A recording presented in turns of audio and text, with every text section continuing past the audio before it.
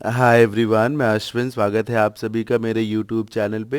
रोज के जैसे ही आज भी हम डेली वोकैब के सेशन को लेकर आए हैं और ये इस सीरीज़ का सेशन नंबर 10 है। हमेशा के जैसे आज भी हमने कुछ इंपॉर्टेंट 5 वर्ड्स रखे हैं। चलिए जानते हैं कि वो कौन से वर्ड्स हैं। और एक बात मैं आपको और बता दूं कि आज संडे है। जैसा कि हर वीक में संडे को शाम को 7 बजे स्पीड टेस्ट या मॉक टेस्ट या प्रैक्टिस टेस्ट, जो भी आप उसे कहें, उसका डिस्कशन कराया जाता है। तो फिर आज शाम को 7 बजे तैयार रहें आप सभी लोग। अब ST number 4, mock test number 4 का डिस्कशन होगा आज ही शाम 7 बजे। और उसका PDF ऑलरेडी कल ही अपलोड कर दिया गया था टेलीग्राम चैनल पे। जिन लोगों ने अभी तक उस PDF को डाउनलोड ना किया हो, डाउनलोड कर लें, उन क्वेश्चंस को सॉल्व कर लें। अगर किसी को ये नहीं मालूम कि टेलीग्राम चैनल पे जाना कैसे है, तो टेलीग्राम चैनल का लिंक जो है वो इस वीडियो के नीचे डिस्क्रिप्शन में दिया हुआ है। आप वहाँ से इजीली ट्रैक कर सकते हैं उसको। चलिए आगे बढ़ते हैं और जानते हैं what are the words that we have chosen for today's session. The words that we have for today's session are, first one is esoteric, ये एक adjective है. Second word that we have chosen for today's session is pseudonym, ये एक noun है. आप इसे one word substitutions में बहुत देखते हैं. तीसरा word है perfidy, ये भी एक noun है. Word number 4 is impersonate, ये एक verb है. Word number 5 is brevity, ये भी एक noun है. अब हम बारी बारी से one by one इन सारे वर्ड्स का मीनिंग, इनके डेडिकेटेड यूजेस और कुछ इनके जैसे ही सिमिलर वर्ड्स और कुछ कंट्रास्टिंग वर्ड्स यानी कि सिनोनिम्स और एंटोनिम्स भी देखेंगे। चलिए वन बाय वन हम इन सारे वर्ड्स को स्टार्ट करते हैं। सामने स्क्रीन पे पहला वर्ड ईसोटेरिक दिया हुआ है। लिखा हुआ है कि ईसोटेरिक एक एडजेक्टिव है। मीनिंग पढ़िए, नोन और understood by only a few people who have special knowledge about that thing. मतलब कोई भी विषय, कोई भी बात जो सिर्फ कुछ चंद गिने हुए लोगों को ही मालूम हो, उन्हें ही समझ में आती हो, क्योंकि उसे समझने के लिए किसी विशेष ज्ञान की आवश्यकता हो। तो जो ईसोटेरिक कम्युनिकेशन है, जो ईसोटेरिक लाइंस हैं या राइटिंग्स हैं, वो हर किसी को समझ में नहीं आ सकती हैं। जैसे कि मान लीजिए किसी लैंग्वेज में कुछ लिखा हुआ है और आपने वो लैंग्वेज नहीं पढ़ रखी है, तो आपको वो समझ में नहीं आएगा, तो वो ईसोटेरिक हो गया। और आपके साथ में और भी तमाम लोग हैं, उनमें से सिर्फ 2 4 10 लोग ही उस लैंग्वेज को जान पा रहे हैं कि क्या लिखा हुआ है। तो इसी को क्या कहा जाता है? ईसोटेरिक, जिसके बारे में हर किसी को मालूम ना हो, जो काफी हद तक रहस्यात्मक हो, गूढ़ हो।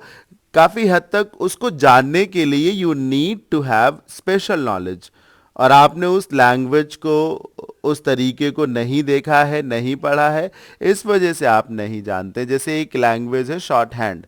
अब शॉर्ट हैंड जिसने जिसने पढ़ रखी है उसे तो आता है, लेकिन जिसने जिसने नहीं पढ़ रखी है उसे नहीं आता। एक और मैं एग्जांपल देता हूँ, कंप्यूटर की जो प्रोग्रामिंग लैंग्वेज होती है, आप इंटरफेस जो सामने आपको दिखता है वो तो आपको बहुत अच्छा लगता है, आप उसे यूज़ कर सकते हैं। लेकिन जब आप इसी के बैकएंड में जाएं, जो कोडिंग यूज़ की गई है वो देख सकते हैं आप। लेकिन अगर आप एक कंप्यूटर प्रोफेशनल नहीं हैं, आपने प्रोग्रामिंग लैंग्वेजेस की स्टडी नहीं की है, तो देखकर भी आप उन लाइनों का, उस कोडिंग लैंग्वेज का, उस प्रोग्रामिंग लैंग्वेज को नहीं कॉम्प्रिहेंड कर पाएंगे, उसका मीनिंग नहीं निकाल पाएंगे। क्यों नहीं निकाल पाएंगे? Because it requires special knowledge, it requires special quality. इस वजह से आप नहीं कर सकते हैं। तो मोटे मोटे तौर पे ईसोटेरिक का क्या मतलब है? Something that is mysterious, something that is known to limited number of people, बस उन्हीं को मालूम है। जैसे कहीं जाने का रास्ता सबको ना मालूम हो तो वो ईसोटेरिक है। जैसे कि कोई मंदिर है, एक पब्लिक रास्ता है जिससे सारे श्रद्धालु जाते हैं, और एक दूसरा भी कोई रास्ता है लेकिन उसे सिर्फ चंद लोग जानते हैं, तो वो ईसोटेरिक वे है। वो एक ईसोटेरिक वे है टू रीच दैट टेम्पल। चलिए एग्जाम्पल देखते हैं। Example number 1 says, Sushant made an esoteric joke that only he and his brother understood. Sushant ने किसी पर एक जोक कसा, जोक बोला, और वो जोक सिर्फ और सिर्फ वो और उसका भाई ही समझ पाया, क्योंकि उन दोनों ने उस जोक को रेडी किया था, वो ही इसका मतलब समझ रहे थे। इसे कोड वर्ड्स नहीं होते हैं, डिफेंस में, आर्म्ड फोर्सेस में यूज होते हैं। तो जिन्हें मालूम है सिर्फ वो समझ रहे हैं कि इन कोड वर्ड्स का क्या मीनिंग है, वही एसोटेरिक हो गया। तो सुशांत ने एक ऐसा जोक मारा अपने किसी फ्रेंड पर या किसी दूसरे व्यक्ति पर जो एसोटेरिक था नेचर से, जिसकी वजह से only he and his brother could understand that joke. Example number 2 भी देखिए। While the writing appeared simple, writing मतलब कुछ भी जो लिखा हुआ हो, अपीयर्ड सिंपल का मतलब है सामान्य मालूम पड़ना। वैसे तो राइटिंग जो थी, लेख जो था, सामान्य ही मालूम पड़ रहा था। It's meaning was esoteric in the fact that only a handful of scholars could comprehend. लेकिन जो उसका मीनिंग था वो esoteric था, इतना esoteric था कि कुछ मुट्ठी भर स्कॉलर्स, पढ़े लिखे विद्वान लोग ही उस राइटिंग का मीनिंग समझ पाए। एक तरीके से इसोटेरिक जिसको कहा जा सकता है। चलिए सिनोनिम्स देख लीजिए। Private, confidential. हालांकि प्राइवेट और कॉन्फिडेंशियल का मीनिंग ये नहीं होता कि किसी को समझ में नहीं आएगा, नहीं, इनका मीनिंग होता है कि किसी चीज को आप गूढ़ रखेंगे, गुप्त रखेंगे, शेयर नहीं करेंगे, इसकी वजह से किसी को नहीं समझ में आएगा। ऐसा नहीं कि वो बहुत चैलेंजिंग है, टफ है, उसके लिए कोई एक्सपर्टीज चाहिए, प्री रिक्विजिट्स हो उसके लिए कोई, इस वजह से नहीं समझ सकते। नहीं, कॉन्फिडेंशियल चीजें इंपॉर्टेंट होती है नेचर से, डिफिकल्ट नहीं होती, इंपॉर्टेंट होती है नेचर से। That is why they should be kept secret. चलिए क्रिप्टिक, हाँ ये एग्जैक्ट सिनोनिम है। क्रिप्टोग्राफी इसी से बनता है, क्रिप्ट, इनक्रिप्ट, स्क्रिप्ट। क्रिप्ट का मतलब ही सर लिखने से होता है, और थोड़ा सा टफ लैंग्वेज में लिखना ताकि सबको समझ में ना आ सके। एब्स्ट्रूज भी गूढ़ को कहा जाता है। रिकंडाइट का भी यही मतलब है, जिसे सिर्फ कुछ लोग ही जानते हो, क्योंकि उसके लिए कोई विशेष ज्ञान चाहिए। तो मैंने इsoteric वर्ड आपको पढ़ाया, कुछ अच्छे सिनोनिम्स भी आपको दिए, कम से कम एब्स्ट्रूज और रिकंडाइट स्पेशली अच्छा वर्ड है। एंटोनिम्स में वो वर्ड्स आएंगे जो साफ हो, क्लियर हो, जिसमें कहीं कुछ भी रहस्यात्मक या छिपा हुआ नजर ना आए। तो एक्सोटेरिक, आप जरा ईसोटेरिक को एक्सोटेरिक से रिलेट कर लीजिए। ईएक्स का मतलब एग्जिट से हो जाएगा, एग्जिट मतलब सब कुछ सबके सामने आ जाएगा। तो ईसोटेरिक जो चीजें छिपी हुई हैं, एक्सोटेरिक जो चीजें छिपी हुई नहीं है। इसी से पब्लिक बनेगा, इसी से ऑब्वियस बनेगा, प्लेन बन जाएगा, और भी एविडेंट हो सकता है, मैनिफेस्ट हो सकता है, तमाम वर्ड्स बन सकते हैं। चलिए आगे बढ़ते हैं और वर्ड नंबर 2 को पढ़ते हैं। देखिए इसे पढ़ाते समय मैंने आपको कोई ट्रिक नहीं बताई है। आपने शायद गौर किया हो कि मैंने कोई ट्रिक नहीं बताई है। रीजन बड़ा ही साफ है, क्योंकि हर वर्ड को समझाने का कोई ट्रिक नहीं हो सकता। हाँ, बहुत सारे केसेस में आपको कोई ना कोई जरूर हेल्प मिल सकती है, लेकिन हर जगह नहीं मिल सकती। मुझे मालूम है कि ईसोटेरिक कहाँ से आया है, पर उसको जान करके आप क्या करेंगे। आप जानते हैं कि इंग्लिश पर ग्रीक और लेटिन लैंग्वेज का भी बहुत बड़ा असर है। अब ग्रीक और लेटिन लैंग्वेज में जो भी वर्ड्स हैं उन्हें आपको पढ़ना ही मुश्किल है, समझना तो और ज़्यादा मुश्किल हो जाएगा। इसीलिए रेफरेंस के रूप में कभी ग्रीक लैंग्वेज और कभी लेटिन लैंग्वेज का जिक्र नहीं किया जाता, क्योंकि उससे कुछ क्लियर तो होना नहीं है और ज़्यादा कॉम्प्लिकेटेड हो जाना है। चलिए आगे बढ़ते हैं, वर्ड नंबर 2 को देखते हैं। Word number 2 is pseudonym. आपके सामने अब जब ये स्लाइड आई है तो आपकी नज़र जो है राइट कॉर्नर पे पिक्चर बनी हुई है उस पे गई होगी। हाँ, उसमें बॉलीवुड के 2 स्टार्स शाहरुख और सलमान, उसके नीचे एक और भी स्टार है ना।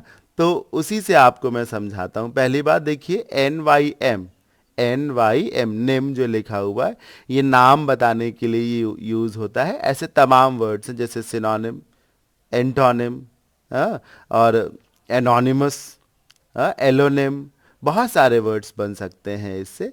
तो स्यूडोनिम देखिए, ये बहुत इंपॉर्टेंट वर्ड है। हाँ, इसको प्रायः इसका यूज लिमिटेड है। कैसे करके? क्योंकि ये प्रायः वन वर्ड सब्स्टिट्यूशंस में मिलता है और कभी कभी फिलर्स में आपको मिल सकता है। अदरवाइज राइटिंग्स के लिए बहुत ज़्यादा यूज़ किया जाता है। स्यूडोनिम उपनाम को कहा जाता है। उपनाम वो नाम है जो आपके वास्तविक नाम के अतिरिक्त नाम है। मतलब जैसे बॉलीवुड के एक बहुत बड़े स्टार, अपने समय के सबसे पहले सुपरस्टार दिलीप कुमार साहब, पता चलता है कि दिलीप कुमार ये उनका स्यूडोनेम है, क्योंकि उनका वास्तविक नाम जो है वो यूसुफ खान है।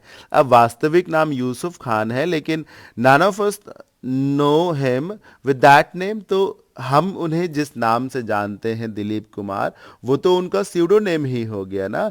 इसी को कहा जाता है, जैसे आप में से भी बहुत से लोग लिखते होंगे, कविताएं करते होंगे, तो किसी अन्य नाम से लिखते होंगे।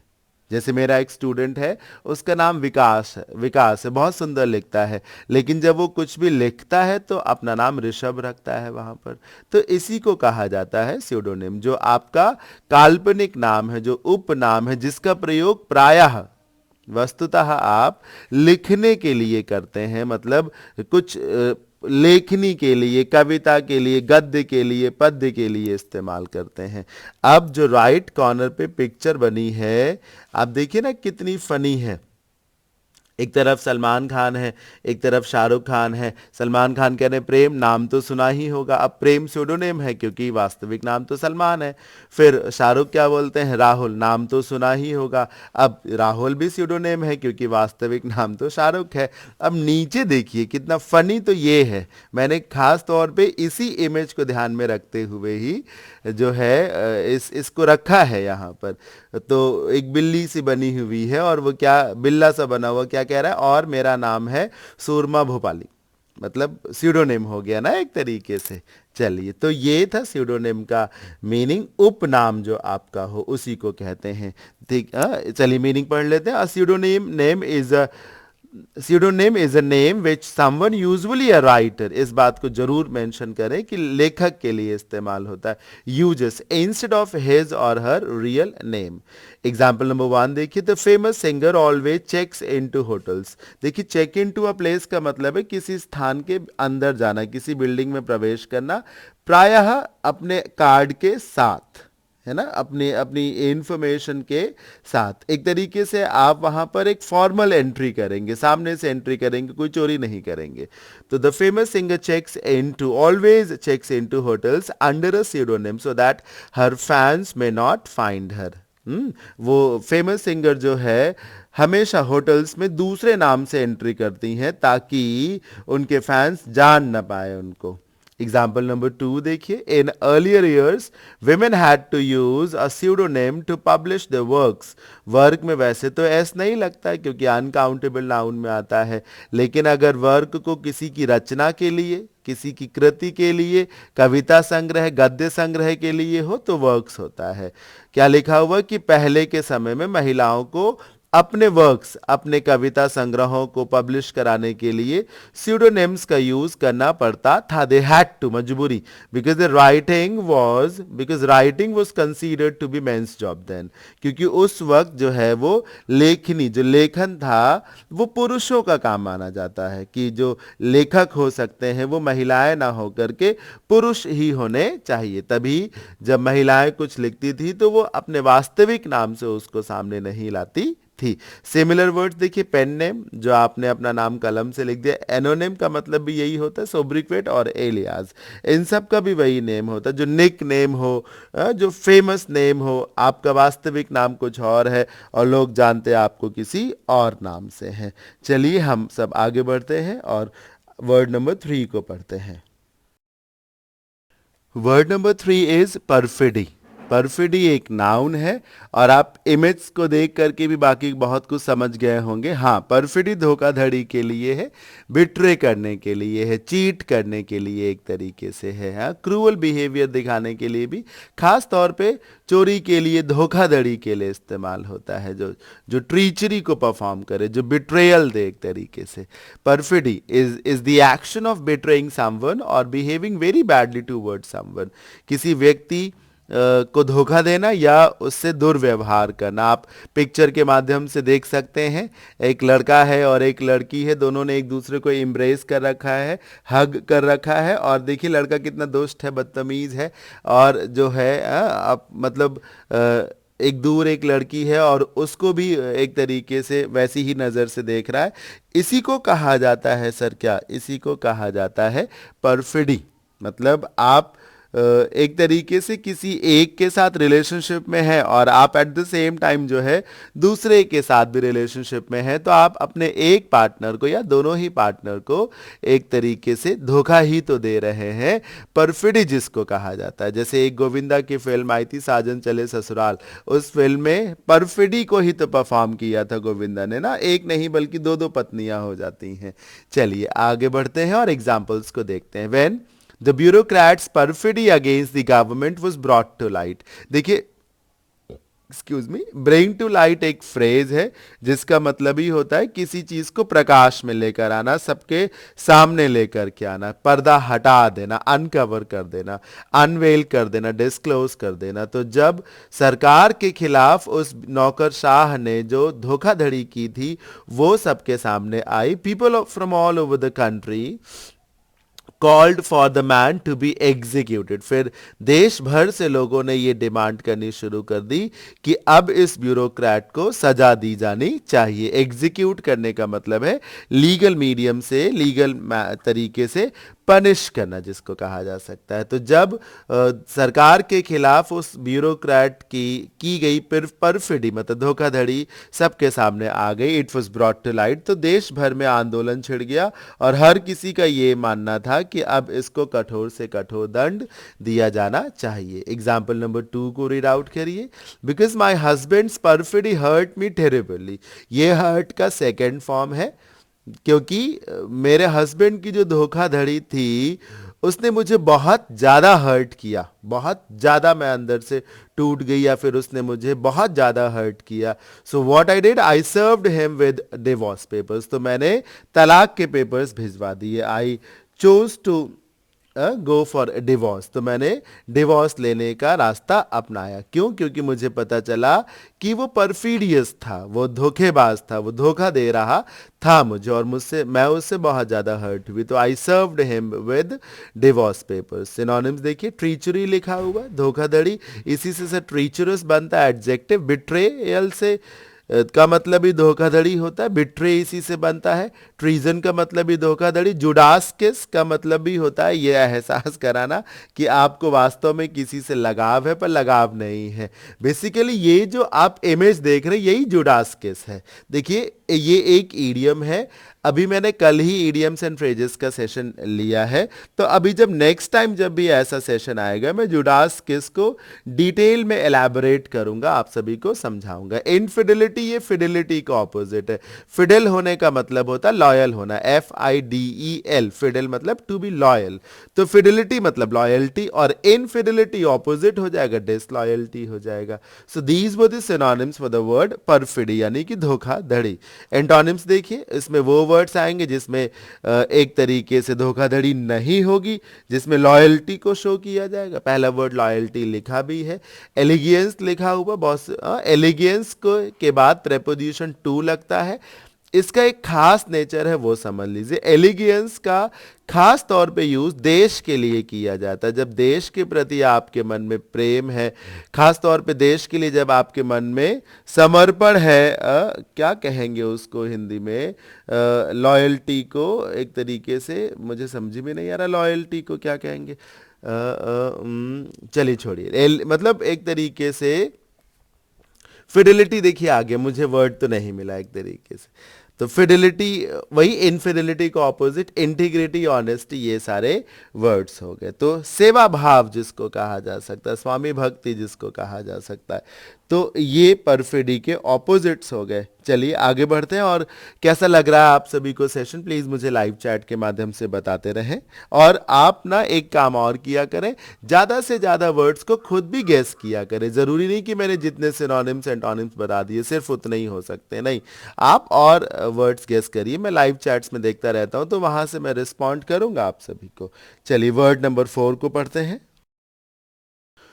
Word number 4 is impersonate. अब इम्पर्सोनेट को आप पहले तो इमेज से समझिए, फिर मैं इस वर्ड को भी समझाता हूं। एक तरफ भेड़ दिख रही है और दूसरी तरफ भेड़िया दिख रहा है, और ध्यान से देखिए भेड़िया जो दिख रहा है वो भेड़ की परछाई है, भेड़िया वास्तव में नहीं है वहां पर। भेड़ है और भेड़ की परछाई में भेड़िया दिख रहा है। मतलब क्या कि आप दिख रहे हैं कि कुछ और है, पर आपकी परछाई से पता चल रहा है कि कुछ और है। हमेशा से ये माना जाता है, माइथोलॉजिकल बात में बता रहा हूं, कि जैसे कोई भूत है तो ऐसे तो वो लगेगा कि आदमी है, लेकिन वो अपनी परछाई से पता चल जाएगा कि वो भूत है, क्योंकि परछाई जो है झूठ नहीं बोलती। ये माइथोलॉजिकल बातें हैं, कितना ट्रू है मैं कैसे बता सकता हूं। तो भूत है, प्रेत है कोई, और वो ऐसे आदमी लग रहा है लेकिन उसकी परछाई से पता चल रहा है कि वो भूत है। तो ऐसे वो भेड़ लग रही, लेकिन परछाई से पता चल रहा है कि वो भेड़िया है। तो देखिए, वैसे तो ये जो पिक्चर है, एक ईडियम होता है sheep and wolf and sheep clothing, मतलब भेड़ की खाल में भेड़िया, है ना, आप समझे दोस्त, और निकला वो दुश्मन, ये है उसका मीनिंग। लेकिन मैंने इम्पर्सोनेट में भी इसको यूज किया है, just to make you understand कि आप हैं कुछ और बन के घूम रहे हैं कुछ और। ये देखिए मीनिंग भी लिखा हुआ है, टू डिलिबरेटली एक्ट और अपीयर लाइक समवन एल्स, किसी और के जैसे दिखना, किसी और के जैसे दिखना। और देखिए ये नेगेटिव वर्ड है, इसमें कोई बंदा सांता क्लॉज बन के नहीं आएगा। कि कोई भी व्यक्ति सांता क्लॉज बन के आए, ये तो बड़ी अच्छी बात है, बच्चों को टॉयज देगा, वो गिफ्ट देगा, नहीं सर, इसमें कोई आतंकवादी होगा और पुलिस वाला बन करके आएगा, कोई दुश्मन होगा और दोस्त बन के टहल रहा होगा। तो जो चीट होता है, जो धोखेबाज होता है, वो अपनी आइडेंटिटी को छिपाने के लिए इम्पर्सोनेट करता है। जैसे आपने मूवी देखी होगी फना, फना मूवी में आमिर खान का रोल था एक टेररिस्ट का, लेकिन वो एक टूरिस्ट गाइड के जैसे घूम रहा था, तो इम्पर्सोनेट किया था आमिर खान ने उस फिल्म में।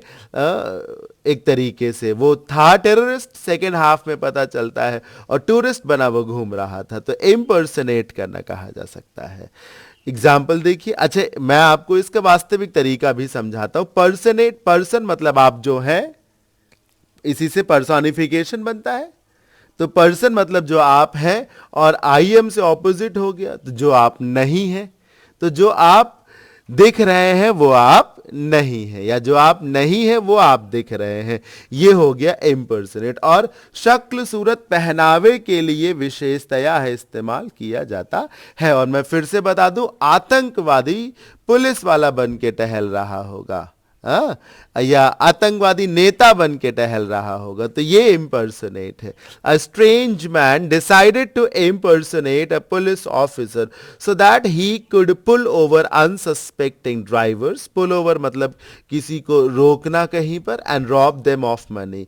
एक अजनबी व्यक्ति जो है उसने क्या किया, पुलिस ऑफिसर की यूनिफॉर्म पहन ली, पुलिस ऑफिसर बन गया। क्यों? ताकि वो अनसस्पेक्टिंग ड्राइवर्स, जो अच्छे ड्राइवर्स हैं, जो किसी प्रकार से संदेह ना करें, उनको रोक करके वो उनसे पैसे लूटने की कोशिश करता था। एक चोर जो है वो पुलिस वाला बन करके लूटता था, रॉब करता था, पैसे छीनता था। देखिए, रॉब के बाद ऑफ लगता है, रॉब देम ऑफ मनी। ध्यान से सुनिएगा, रॉब जिसको किया गया है, जिस व्यक्ति को लूटा गया, उसको प्रेपोजिशन नहीं चाहिए, जो छीन लिया गया है उसको प्रेपोजिशन चाहिए। जैसे कोई रास्ते में आपको रोक करके आपसे आपकी घड़ी छीन लेता है, तो आप अपने लिए ऑफ ना लगाइए, अपनी घड़ी के लिए ऑफ लगाइए। जैसे he robbed me of my watch on my way to home, he robbed me of my watch. अब देखिए, फ्रॉम लगाने का बड़ा मन करेगा, क्योंकि जब आप बोलेंगे छीन लिया उसने मुझसे, और मुझसे के लिए, आपसे के लिए फ्रॉम ही तो लगाएंगे, लेकिन ऑफ लगाएंगे। ये डेडिकेटेड यूज ऑफ प्रेपोजिशन, या स्पेसिफिक यूज ऑफ प्रेपोजिशन, या फिक्स्ड यूजेस ऑफ प्रेपोजिशन में आता है। एग्जाम्पल नंबर 2 देखिए, I can successfully impersonate my boss voice. मैं सक्सेसफुली अपने बॉस की आवाज को इम्पर्सोनेट कर सकता हूं। मतलब मैं उनके जैसी आवाज निकाल सकता हूं। मैं फिर से बता दूं कि किसी की आवाज निकालना इम्पर्सनेट हो सकता है, पर वास्तव में इम्पर्सनेट का मतलब है कि आप शक्ल सूरत पहनावा जो है किसी और का पहन के चले आए। ये था आज के सेशन का सेकेंड लास्ट, यानी कि word number 4। The last word is brevity. कुछ भी बताने से पहले मैं आपको बताऊं कि ये एक पॉजिटिव वर्ड है, स्ट्रॉन्ग वर्ड है, अच्छा वर्ड है। ये किसी की कैपेबिलिटी से ज्यादा उसकी क्वालिटी की बात करता है। ब्रेविटी ब्रीफनेस को कहा जा सकता है, ऐसी ब्रीफनेस जिसकी बड़ी सख्त आवश्यकता है। जैसे एक कॉम्प्रिहेंशन होता है, एक उसका प्रेसिज होता है। तो प्रेसिस जो है वो ब्रेविटी है। उसमें एक 10 लाइन का जो पैराग्राफ है वो 4 लाइन में आ गया। लेकिन ये भी तो बताइए आप कि क्या प्रेसिस में जब 10 लाइन के पैराग्राफ को 4 लाइन में कर दिया जाता है तो क्या पैराग्राफ की सुंदरता चली जाती है, या प्रेसिस पैराग्राफ को जस्टिफाई नहीं करता, पैराग्राफ की सारी बातों को वो होल्ड नहीं करता? ऐसा नहीं है।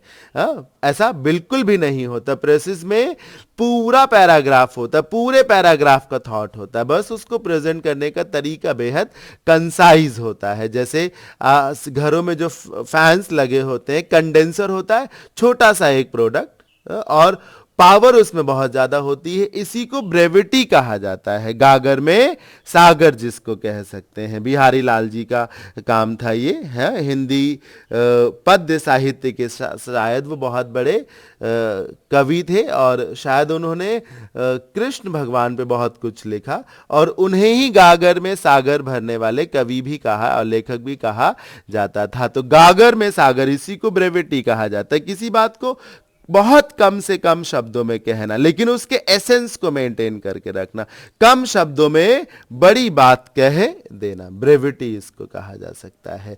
The quality of expressing something in a very few words, briefness जिसको कहा जा सकता है। और ये क्वालिटी है एक तरीके से। जैसे कोई मूवी जब पहले शूट होती होगी तो वो 3-4 घंटे की पूरी शूट होती होगी, फिर एडिटिंग टीम होती है, उसे एडिट करते करते 1.5 से 2 घंटे के बीच में लाया जाता है। ये उसकी ब्रेविटी है। एडिटिंग के बाद उस मूवी को स्पॉयल तो नहीं किया जाता, एटलीस्ट पर्पस तो नहीं होता। पर्पस तो ये होता है कि सब कुछ नेसेसरी हो, अननेसेसरी बिल्कुल भी ना हो। तो शॉर्ट एंड कंसाइज होगी तो ज्यादा से ज्यादा ऑडियंस मिलेगी उसको। ये ब्रेविटी है, the quality of being concise, the quality of being brief. Example number 1 देखिए, using Twitter for communication, Twitter social media platform is an exercise in brevity. क्यों? ट्विटर पे आप जो कुछ भी लिखते हैं क्या बहुत लेंदी लिख सकते हैं? नहीं। At the max you can use 140 characters to express your thought.